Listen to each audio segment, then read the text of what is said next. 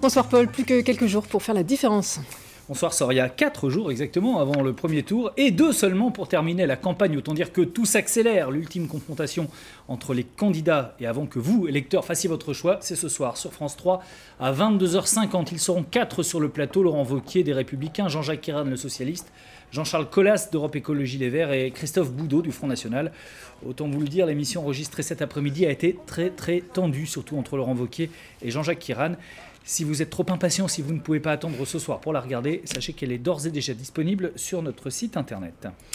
Chaque soir, on vous explique ce qu'est cette grande région Auvergne-Rhône-Alpes, à quoi sert le Conseil régional. C'est la question de ce soir, Paul.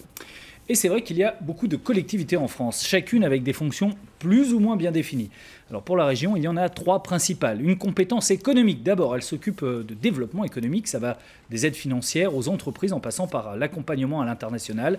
Elle gère aussi et redistribue les nombreux fonds européens versés directement aux régions. Les transports, c'est sa compétence la plus connue. La région a pour mission d'organiser les TER, même si c'est la SNCF qui fait rouler les trains. C'est aussi elle qui les achète et les entretient. Elle est également en charge des transports scolaires qui jusqu'à présent dépendaient des départements. Enfin, l'éducation, 2 grands dossiers à gérer, la formation professionnelle et l'apprentissage, et puis les lycées. Alors pas l'aspect éducatif, ça c'est l'éducation nationale, mais les murs, les bâtiments et le personnel non enseignant, qui est d'ailleurs le gros des effectifs régionaux. Si vous avez l'impression qu'on ne parle que de sécurité dans cette campagne, ce n'est pas une compétence de la région, sauf sur certains domaines, comme par exemple la sécurité des bâtiments qu'elle gère. On peut parler sous aussi. Combien ça coûte tout ça ? Le poste de dépense numéro 1 dans la région Rhône-Alpes, ce sont les transports, quasiment autant que l'éducation. Près de 600 millions, c'est vraiment les 2 gros postes. La formation et l'économie arrivent derrière, et ce ne sont pas forcément les thèmes de campagne qui font le plus parler. C'est un des grands sujets de la campagne, les élus qui cumulent.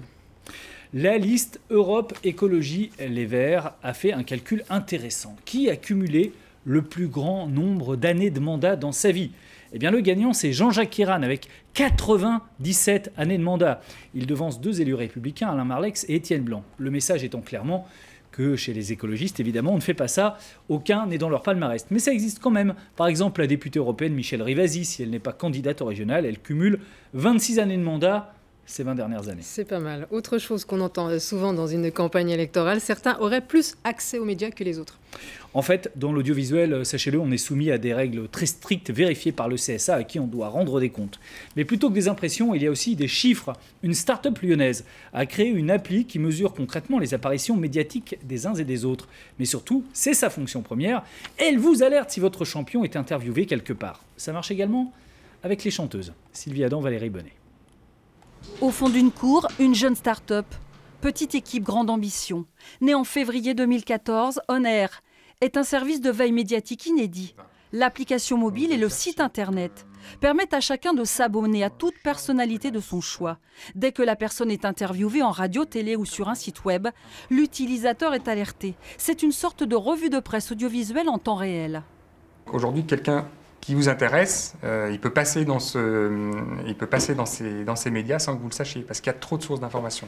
L'idée, c'est vraiment d'avoir un fil d'invités qui me montre tous les gens présents dans les médias en ce moment et prochainement. À ce jour, 30 000 followers, 8 000 personnalités enregistrées et plus de 1,5 million d'alertes envoyées, pour moitié des informations politiques.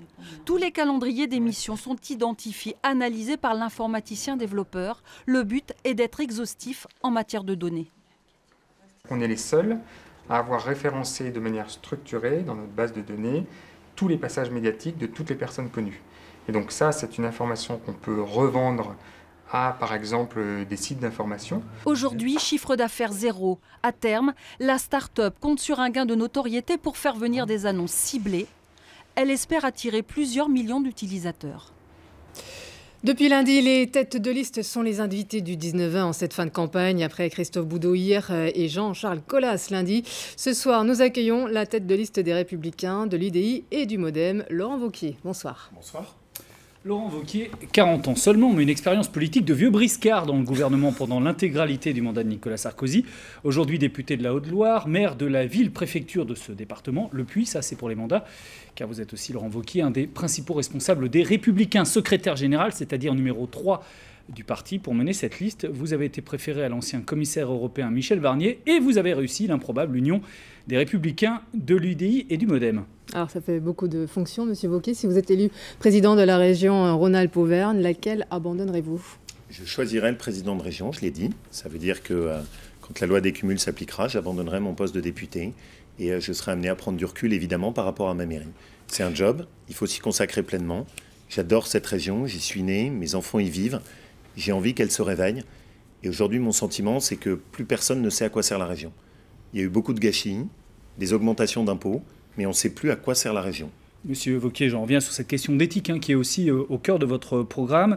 Est-ce que vous pouvez quand même physiquement, quand bien même vous seriez plus maire du Puy, assumer physiquement votre mandat de député et puis aussi celle de numéro 3 d'un parti très important qui est les Républicains? Vous ne pouvez pas vous dédoubler à l'infini, donc vous ne serez pas à plein temps président de la région.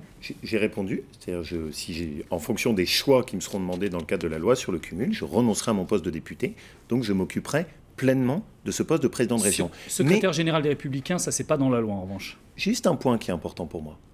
Ce qui est important aussi, c'est que notre région se fasse entendre à Paris. Parce que j'en ai assez que Paris dicte sa volonté à notre région. Il y a des exemples qu'on a autour de nous. L'aéroport de Saint-Exupéry, dont le développement a été complètement bridé parce qu'on n'a pas été capable de se défendre. Le Lyon-Turin, qui attend depuis beaucoup trop longtemps. Je veux aussi que le président de la région, il ait le poids suffisant pour défendre ses habitants. Et je pense que d'avoir un poids politique, c'est aussi une bonne nouvelle. Sur l'éthique en politique, vous souhaitez que les élus régionaux donnent l'exemple en baissant leurs indemnités de 10%. Vous allez même jusqu'à parler d'ailleurs de rémunération au mérite. Alors nous, on avait fait un point hier. Est-ce que la réduction s'applique aussi à vous, sachant que vous êtes député avec une indemnité de 5 500 €, plus celle de président de région, c'est-à-dire ça déplace le plafond de 8 200. Est-ce que vous vous réduisez, vous, de 10%, c'est 8 200 €? Bien sûr. Quand j'étais ancien ministre, j'ai refusé de toucher la prime des anciens ministres. Là, je demande des efforts à mes équipes, je me les applique à moi-même, évidemment, au premier plan. Pour moi, c'est important. Aujourd'hui, la région a considérablement augmenté nos impôts.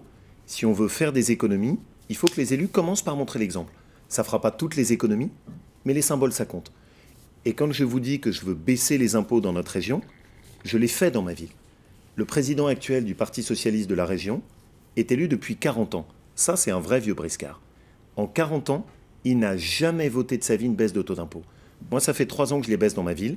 Et donc, quand je le dis, je pense qu'on peut me faire confiance. Les économies, c'est aussi un plan que vous chiffrez à 304 millions. Le plus important effort, c'est la réduction des subventions, plus de 100 millions. Quelles subventions, Monsieur Wauquiez, vous allez supprimer et dans quel secteur? Je vais prendre des exemples très concrets. Aujourd'hui, la région subventionne un programme de lutte contre le réchauffement climatique au Sénégal. 1 million d'euros. Aujourd'hui, la région subventionne un programme dans la forêt amazonienne. Moins de coopération internationale, donc. Ce que je considère, et j'ai fait de l'engagement humanitaire, donc je suis très attaché à cette dimension. Mais ce n'est pas le travail de la région. C'est le travail de l'État. Il faut venir en soutien, mais ça n'est pas le travail de la région. Ce que je souhaite, c'est que les aides de la région soient reconsacrées à la région.